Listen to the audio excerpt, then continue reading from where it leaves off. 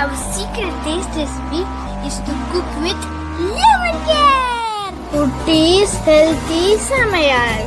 Hello friends, welcome to Kutti's Healthy Samayal. Be positive, be healthy. நம்ம சேனலை subscribe பண்ணாதவங்க subscribe பண்ணிவிட்டு பக்கத்தில் இருக்க பெல் பட்டனை கிளிக் பண்ணிக்கோங்க. ஆல் ஆப்ஷனை கிளிக் பண்ணுங்கள். அப்போ தான் நாங்கள் போடுற எல்லா வீடியோஸோட நோட்டிஃபிகேஷன்ஸ் உங்களுக்கு வரும். இது வரைக்கும் சப்ஸ்கிரைப் பண்ண எல்லாருக்கும் தேங்க்யூ ஸோ மச். நாம் இன்றைக்கி ரொம்பவும் டேஸ்டியான சூப்பரான எண்ணெய் கத்திரிக்காய் எப்படி செய்யறதான் பார்க்க போகிறோம். கொஞ்சம் டிஃப்ரெண்ட்டாக நம்ம மசாலா அரைச்சி சேர்த்தோம்னா ரொம்ப சூப்பராக இருக்கும். அது ஃப்ளேவரும் ரொம்ப நல்லாயிருக்கும், டேஸ்ட்டும் அவ்வளோ சூப்பராக இருக்கும். ஸோ வீடியோ ஸ்கிப் பண்ணாமல் பாருங்கள், அப்போ தான் உங்களுக்கும் யூஸ்ஃபுல்லாக இருக்கும், எங்களுக்கும் அது சப்போர்ட்டிவாக இருக்கும். இது செய்யறதுக்காக முதல்ல நாம் ஒரு கடாய் வச்சு 1 ஸ்பூன் எண்ணெய் ஆட் பண்ணிக்கலாம். எண்ணெய் சூடான பிறகு 2 மீடியம் சைஸ் வெங்காயம் பொடியாக கட் பண்ணியிருக்கேன், இதை ஆட் பண்ணிக்கலாம். இதை ஆட் பண்ணல நம்ம வதக்கி விட்டுக்கலாம். இது கூடவே கொஞ்சமாக நம்ம பூண்டு சேர்த்துக்கலாம். அதாவது ஒரு 7 பல்லு பூண்டு நான் சேர்த்துக்கிறேன். இது குட்டி குட்டியாக இருக்குது, பெருசாக இருந்தால் நீங்கள் ஒரு 4-5 சேர்த்துக்கலாம். இது கூடவே கொஞ்சமாக கருவேப்பிலை அலசி ஆட் பண்ணிக்கலாம்.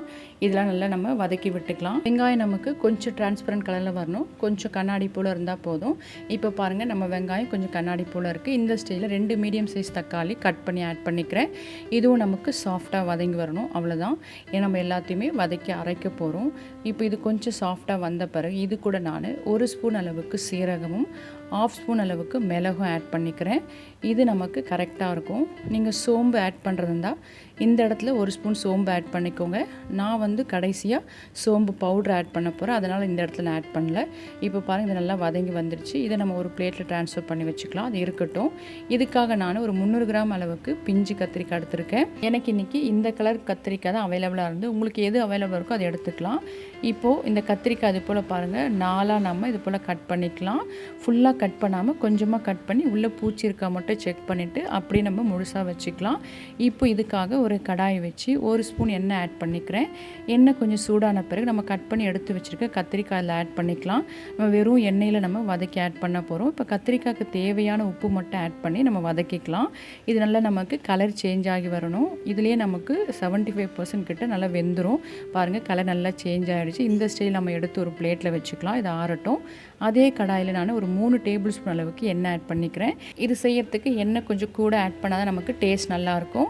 இப்போ எண்ணெய் காஞ்ச பிறகு 1 ஸ்பூன் அளவுக்கு கடுகு ஆட் பண்ணிக்கிறேன். கடுகு பொரிஞ்ச பிறகு ஒரு மீடியம் சைஸ் வெங்காயம் பொடியாக கட் பண்ணி வச்சுருக்கேன், அதை ஆட் பண்ணி நம்ம வதக்கிக்கலாம். அது கூடவே 5 பல்லு பூண்டும் கொஞ்சமாக கருவேப்பிலை இலைகள் அலசி ஆட் பண்ணிக்கிறேன். ஏற்கனவே நம்ம 7 பல்லு பூண்டு வதக்கி வச்சுருக்கோம் அரைக்கிறதுக்காக. ஸோ இந்த இடத்துல நான் 5 பல்லு பூண்டு மட்டும் ஆட் பண்ணிக்கிறேன். இது நல்லா வதங்கி வரதுக்காக இதுக்கு தேவையான அளவுக்கு உப்பு ஆட் பண்ணிக்கிறேன்.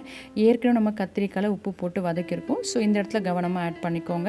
வெங்காயம் நல்லா நமக்கு கலர் மாதிரி வதங்கி வரணும், அது வதங்கட்டும். அதுக்குள்ளே நம்ம ஆற வச்சுருக்க மசாலா அரைச்சிக்கலாம்.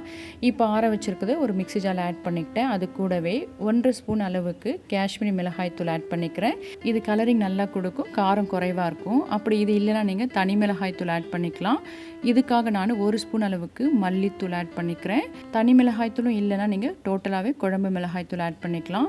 இப்போ இதுக்கு தேவையான ஒரு 1/2 ஸ்பூன் அளவுக்கு மஞ்சள் ஆட் பண்ணிக்கிறேன். இது கூடவே 1 ஸ்பூன் அளவுக்கு குழம்பு மிளகாய் தூள் ஆட் பண்ணிக்கிறேன். குழம்பு மிளகாய் தூள் வீட்டிலேயே எப்படி அரைக்கிறதுன்னு நாங்கள் ஆல்ரெடி ஒரு வீடியோ லோட் பண்ணியிருக்கோம், அதில் லிங்க் நான் டிஸ்கிரிப்ஷன் பாக்ஸில் கொடுக்குறேன், செக் பண்ணிக்கோங்க. அவ்வளோதான், நம்மளோட மசாலா பேஸ்ட் நைஸாக அரைச்சாச்சு. தண்ணி சேர்க்காமல் அரைச்சிருக்கேன். தேவைப்பட்ட 1 ஸ்பூன் தண்ணி ஆட் பண்ணிக்கோங்க. இப்போ அடுத்து நம்ம வெங்காயம் பார்க்கலாம். நல்ல கலர் மாதிரி வதங்கி வந்திருக்கு. இந்த ஸ்டேஜில் அரைச்சி வச்சுருக்க மசாலா பேஸ்ட் ஆட் பண்ணிக்கலாம். முதல்ல தண்ணி சேர்க்காமல் வெறும் அந்த பேஸ்ட் மட்டும் ஆட் பண்ணி நல்லா கலந்து விட்டு ஒரு 2 நிமிஷம் நம்ம அப்படியே வதக்கிக்கலாம். அப்போ தான் நமக்கு அந்த ஃப்ளேவர் நல்லாயிருக்கும். இப்போ பாருங்கள், கலர் மாதிரி நல்லா வதங்கி வந்திருக்கு. இப்போ நாம் மிக்ஸி அலசின தண்ணி அதோட ஆட் பண்ணிக்கலாம். கூடவே உங்களுக்கு எந்த அளவுக்கு திக்னஸ் வேணுமோ அந்த அளவுக்கு நீங்கள் தண்ணி ஆட் பண்ணிக்கலாம். நான் எக்ஸ்ட்ரா பார்த்தீங்கன்னா ஒரு 1.5 டம்ளர் அளவுக்கு தண்ணி ஆட் பண்ணேன். இப்போ நம்ம நல்லா கலந்து விட்டு வதக்கி எடுத்து வச்சுருக்க கத்திரிக்காய் அதோட ஆட் பண்ணிக்கலாம். ஆட் பண்ணி நல்லா மிக்ஸ் பண்ணி விட்டுக்கலாம்.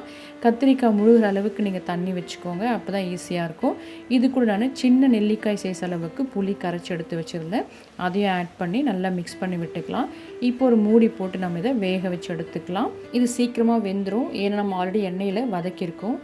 நம்முடைய கத்திரிக்காய் சூப்பராக வெந்து வந்திருக்கு. இந்த ஸ்டேஜில் 1 ஸ்பூன் அளவுக்கு சோம்பு பவுடர் ஆட் பண்ணிக்கிறேன். நான் எப்பவுமே சோம்பு வறுத்து அரைச்சி வச்சுருப்பேன். ஸோ இதை இறக்கிறதுக்கு முன்னாடி நீங்கள் ஆட் பண்ணிங்கன்னா வாசம் ரொம்ப சூப்பராக இருக்கும். அதனால தான் நான் இந்த இடத்துல ஆட் பண்ணுறேன். அடுத்ததாக ஒரு 1/4 கப் அளவுக்கு தேங்காய் பால் திக்காக ஆட் பண்ணிக்கிறேன். நீங்கள் தேங்காய் விழுது கூட ஆட் பண்ணிக்கலாம், உங்களோட விருப்பம் தான். இப்போ நல்லா கலந்து விட்டு ஒரு மூடி போட்டு ஒரு 2 நிமிஷம் அப்படியே விட்டோம்னா எண்ணெய் பிரிஞ்சு நல்லா நமக்கு வெந்து வந்துடும். அதோட ஃப்ளேவரும் ரொம்ப சூப்பராக இருக்கும். அவ்வளோதான், நம்முடைய எண்ணெய் கத்திரிக்காய் கிரேவி சூப்பராக ரெடி ஆகிடுச்சு. பாருங்கள், எண்ணெய் பிரிஞ்சு எவ்வளோ நல்லா வந்திருக்கு. இப்போ இந்த ஸ்டேஜில் கொத்தமல்லி இலைகள் ஆட் பண்ணி நம்ம ஸ்டவ் ஆஃப் பண்ணிக்கலாம். நம்மளோட சூப்பரான டேஸ்டியான எண்ணெய் கத்திரிக்காய் கிரேவி சர்வ் பண்ணிக்கலாம். இதில் காரம், உப்பு, புளிப்பு எல்லாமே உங்கள் டேஸ்ட்டுக்கு ஏற்றாப்போல் கூட குறையவும் நீங்கள் ஆட் பண்ணிக்கோங்க. இந்த gravy idli, dosa, chapati, white rice எல்லாத்துக்குமே சூப்பர் காம்பினேஷனாக இருக்கும். அவ்வளோ டேஸ்டியாக இருக்கும். இது போல் மசாலா எண்ணெய் கத்திரிக்காய் ஒரு முறை செஞ்சு கொடுங்க, கண்டிப்பாக எல்லாருமே விரும்பி சாப்பிடுவாங்க. ஸோ நீங்களும் இது போல் செஞ்சு பார்த்துட்டு உங்கள் டேஸ்ட், உங்கள் எக்ஸ்பீரியன்ஸ் எங்களுக்கு கமெண்ட் பண்ணுங்கள். மறக்காமல் லைக் பண்ணுங்கள், ஃப்ரெண்ட்ஸ் அண்ட் ஃபேமிலிக்கு ஷேர் பண்ணுங்கள், தொடர்ந்து சப்போர்ட் பண்ணுங்கள். தேங்க்யூ. Yummy tasty. நீங்களும் ட்ரை பண்ணுங்கள், என்ஜாய் பண்ணுங்கள், ஹெல்த்தியாக இருங்க.